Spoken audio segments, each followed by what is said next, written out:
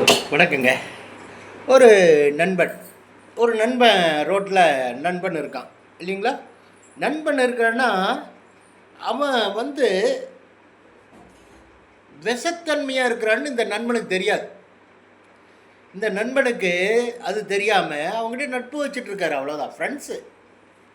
ஃப்ரெண்ட்ஸாக இருந்தால் லைட்டாக பழகிட்டு இருந்தார்.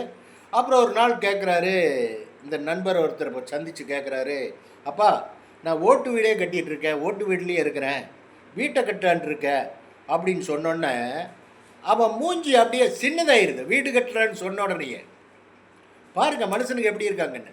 வீடு கட்டுறேன்னு சொன்னோடனே அவன் முகம் சின்னதாகுது. என்னடா அது சுருங்கிருச்சு இந்த வார்த்தை சொன்னோடனே. ஆமாப்பா, எப்படியோ கஷ்டப்பட்டு கிரட்டி இந்த வீட்டை கட்டிடுறவனும்ப்பா, எல்லாம் சுற்றிலையும் ஓட்டு, நம்ம வீடு மட்டும்தான் ஓட்டு வீடு அப்படின்னு அவன் சொல்கிறான். வீடெல்லாம் கட்ட முடியாதப்பா, நீ வேறு வீடை எப்படி கட்ட முடியும்? வீடெல்லாம் விலைக்கு மெட்டீரியல் விற்கிற விலைக்கு வீடெல்லாம் கட்ட முடியுமா? அந்த வேலையெல்லாம் விட்டு போட்டு இருக்கிற ஓடு வீடெல்லாம் கொஞ்சம் கழிச்சு மேய்ஞ்சி அப்படி ஒரு அருமையான வீடாச்சே அப்படிங்கிறான். வகுத்தறிச்சல் படுறான், வீடு கட்டுறானா அப்படிங்கிற ஒரு வகுத்தறிச்சல், வேறு ஒன்றுமே இல்லை. அப்புறம் இவன் வீட்டுக்கு ஓசன் வண்டி பார்த்துட்டு இவர் அடுத்த நாள் வீட்டை இடிச்சிட்றார்.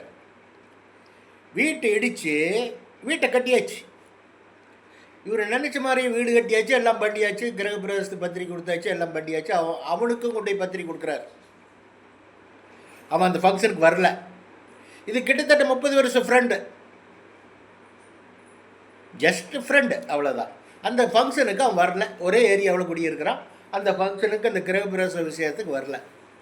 இதிலிருந்து உங்களுக்கு என்ன தெரியுது? அவ்வளவு புகைச்சல், அவ்வளோ ஒரு வகுத்தறிச்சல்.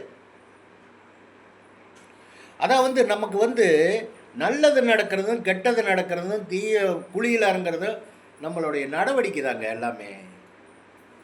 நம்ம எந்த அளவுக்கு உண்மையாக வாழ்கிறோம், சத்தியத்துக்கு கட்டுப்பட்டு அந்த அளவுக்கு தர்மம் பிரகாரம் நடக்கிறோம்ளோ அந்த அளவுக்கு கடவுள் வழிகாட்டுவாருங்கன்னு சொல்ல வர்றேன்.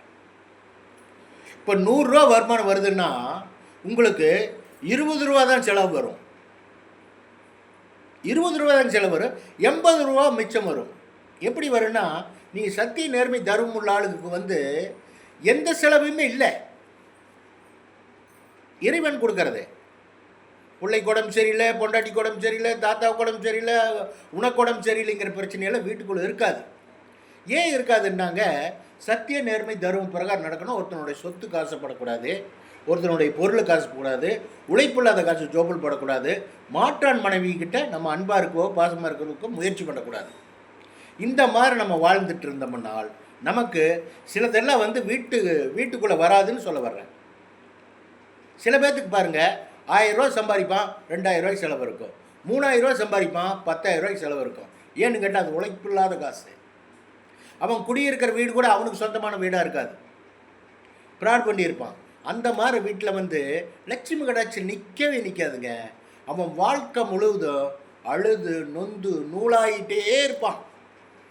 அது அவனுக்கு தெரியாது. இன்றைக்கி 3000 ரூபா செலவாயிடுச்சா, நாளைக்கு 4000 ரூபா கிடைக்குது, தீய வழியில் கிடைக்குது, அதை விட மாட்டான். தீய வழியில் கிடைக்குது. அப்புறம் அந்த 4000 ரூபா வாங்கிட்டு வந்துட்டான்னா 20,000 ரூபாய்க்கு செலவு வந்தாச்சு. 20,000 ரூபா செலவு பண்ணி சமாளித்து போனாலும் அந்த தீய பழக்கத்தை விட மாட்டான். கர்ம வினை. வாழ்க்கையில் சத்திய நேர்மை தரும் பிரகாரம் நடந்தாங்க, நம்ம வாழ்க்கையினுடைய நிம்மதியான வாழ்க்கை கிடைக்கும், சுகுச்சமான வாழ்க்கை கிடைக்குங்க, ஃப்ரீயாக இருக்கும் மைண்டுன்னு சொல்ல வர்றேன். வச்சுட்டுங்களா? பாய்.